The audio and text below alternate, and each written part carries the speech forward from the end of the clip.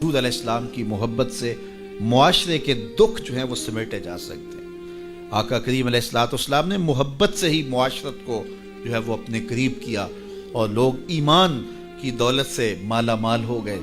وہ ایک بچہ آیا نا اپنی ماں کے لیے لباس لینے کے لیے، اور پہلے وہ گیا اپنے چچا کے پاس، اس کی ماں بیوہ تھی اور اس کا لباس پھٹ گیا تھا، اور وہ اپنے چچا کے پاس گیا تو اس نے دتکار دیا۔ ماں نے اس کو روکا تھا بیٹا نہ جانا، لیکن اس نے کہا کہ تیرے بدن کے اوپر جو لباس ہے وہ بھی پھٹ گیا ہے اور جگہ جگہ سے جسم جھلک رہا ہے، تو میں اپنے چچا سے آپ کے لیے لباس لے کے آتا ہوں۔ پھر جو رویہ اس نے اختیار کیا تو واپس روتا ہوا آ رہا تھا، تو کسی نے راستے نے پوچھا کہ کیا ماجرا ہوا؟ اس نے کہا چچا کے پاس گیا تھا ماں کے لیے لباس لینے، اس نے تو لا کے بھیج دیا۔ اللہ اکبر۔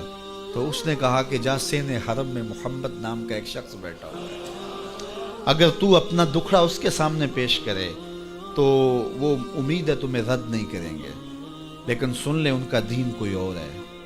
اللہ اکبر۔ اپنے ماں کے پاس آیا تو ماں کو کہا کہ چچا نے تو لا کے بھیج دیا، لیکن آپ کی حالت مجھ سے دیکھی نہیں جا رہی۔ بچہ ابھی شعور کی منزلوں میں قدم رکھ رہا تھا، پہلے بہت چھوٹا تھا، اب اس کے اندر ایک جذبات تھے بچے کے اندر۔ تو ماں نے کہا کہ بیٹا نہیں، ان کے پاس نہیں جانا، سنا ہے کہ جو ان سے ملے دین دھرم چھین لیتے ہیں اس کا۔ اللہ اکبر۔ تو حضور علیہ السلام کے پاس جانے سے ماں روکنے لگی، لیکن بچے نے کہا کہ امی میں پکا رہوں گا، بتوں کا وفادار رہوں گا، تم اس ٹینشن کو، اس پریشانی کو چھوڑ دو۔ اور حضور کی خدمت میں حاضر ہوا۔ حضور صحن حرم میں چادر اوڑے بیٹھے ہوئے تھے، اور جا کے کہنے لگا میں پہلے بات آپ سے کر لیتا ہوں، آپ کا دین میں نے قبول نہیں کرنا۔ حضور مسکرا کے بولے بیٹا بتاؤ کس لیے آئے ہو؟ کہا میری ماں بے لباس ہے، میں آپ سے لباس لینے آیا۔ حضور نے چادر رحمت اتار کے اس کے کندھوں پہ ڈال دی۔ اللہ اکبر۔ وہ واپس آ گیا اور ماں پر حضور کی چادر اڑائی۔ اللہ اکبر۔ اور ماں نے کہا کہ بیٹے اس نے اپنا دین تو نہیں تجھے دیا؟ کہا نہ، میں نے پہلے کہہ دیا تھا تیرے دین نہیں مانوں گا۔ ماں کہنے لگی پتر اس کا دین ماننا چاہیے، یہ جس نے رحمت کی چادر ہمارے سر پہ تان دی۔ اللہ اکبر۔ تیری تک کے ادامہ میں مرید ہو گئے۔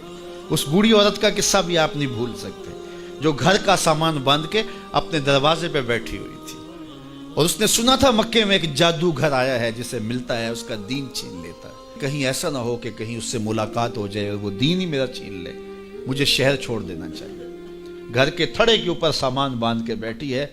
حضور بھی گزرے، اس نے دیکھا تو کہا بھتیجے یہ سامان میرے سر پہ رکھ دے۔ حضور نے سامان اٹھایا، دیکھا تو بوجھل تھا، وزنی تھا، اور بڑھیا کو دیکھا تو کمزور تھی، تو کہا کہ بڑھیا اگر چاہو تو جہاں چاہتی ہو میں خود نہ چھوڑا۔ اس نے کہا اس سے بڑی مہربانی کیا ہوگی؟ حضور نے سامان اٹھایا ہوا ہے اور بڑھیا سے باتیں بھی کرتے جا رہے ہیں۔ تو بڑھیا کو کہا کیوں جا رہی ہے؟ اس نے کہا کہ سنا ہے یہاں ایک جادوگر ہے جو لوگوں کا دھرم لوٹ لیتا ہے، لوگوں کا دین لوٹ لیتا ہے۔ میں نے ساری زندگی بتوں سے وفا کی، میرے آباء و اجداد نے بتوں سے وفا کی ہے، میں چاہتی ہوں دین اجداد ہاتھ سے چھوٹ نہ جائے، آخر اس شہر میں رہتی ہوں کہیں مل نہ جائے۔ خیر حضور نے کچھ نہیں کہا، اس کا سامان نہیں پھینک دیا کہ ٹھیک ہے تم پھر جاؤ۔ سامان اس کا اٹھایا اور جہاں تک اس نے جانا تھا سامان پہنچایا، سامان سپرد کر کے واپس پلٹنے لگے۔ تو اس نے کہا بچے اپنا نام تو بتا دے، لوگ کہیں گے کہ مکہ چھوڑ آئی ہو تو بتاؤں گی ایک جادوگر کے دکھ سے چھوڑ آئی ہوں، تو وہ کتنا برا بھلا کہیں گے شہر مکہ کو کہ جس مکہ سے لوگ نقل مکانی کرنے پہ مجبور ہو گئے۔ تو میں انہیں یہ بھی بتاؤں گی کہ جس مکے میں جادوگر رہتا ہے اتنا اچھا نوجوان بھی رہتا ہے، تو تیرا نام لیا کروں گی، تیرے قصیدے پڑھا کروں گی۔ تو حضور علیہ السلام مسکرا پڑے، کہا بڑھیا جس جادوگر سے بھاگ کے آئی ہے وہ تیرے سامنے کھڑا ہے۔ اس نے کہا سچ سے آپ ہی محمد ہیں؟ حضور نے فرمایا نام میرا یہی ہے۔ تو اس نے کہا پھر آپ کا جادو میرے پہ چل گیا ہے۔ اللہ اکبر۔ تیری تک کے ادامہ میں مرید ہو گئے، لوگوں کی خدمت کریں، بوڑھوں کے کام آئیں، دکھیوں کے کام آئیں، مصیبت زدہ کے کام آئیں۔ حضور یتیم ہو کے یتیم پرور تھے، لاچاروں کی مدد کرتے، لوگوں کے گھروں میں پانی بھر کے دے دیتے، اور دکھیوں کے کام آ جاتے اور مصیبت زدوں کے کام آ جاتے۔